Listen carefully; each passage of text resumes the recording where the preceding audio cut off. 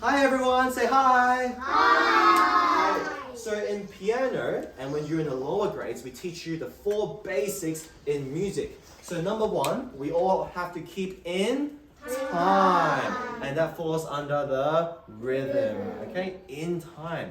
Now the second most important thing is we need to have dynamics. Otherwise music's very boring, right? So who can tell me what dynamics is? I think it was you, right? Right, say it out loud, go. Playing soft and loud. Good, so playing soft and loud.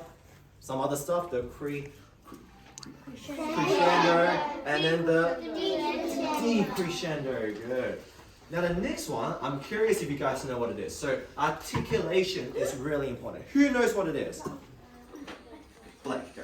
Articulation in like staccatos and slurs. Wow, so he understands. So articulation is the way you touch the key. We've got a slur. Yeah? And the way to do a slur is if you do it well, the rabbit's going to fall forward, right? Like this.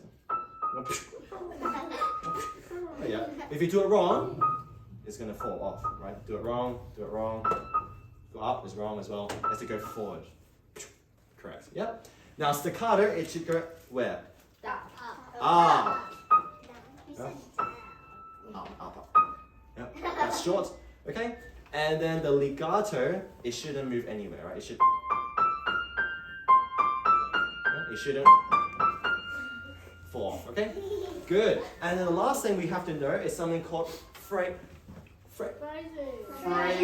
Everyone should know what this is, but I bet some of you don't.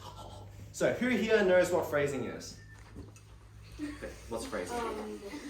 Like how you do it loud, and then at the end of the Sentence we have so to. you have to make it softer. Great. So phrasing is about creating a musical sentence. Again, a phrase is to create a musical sentence. Very good. So everyone say, hi, I love ice cream. I love ice cream. I'm having a great day today.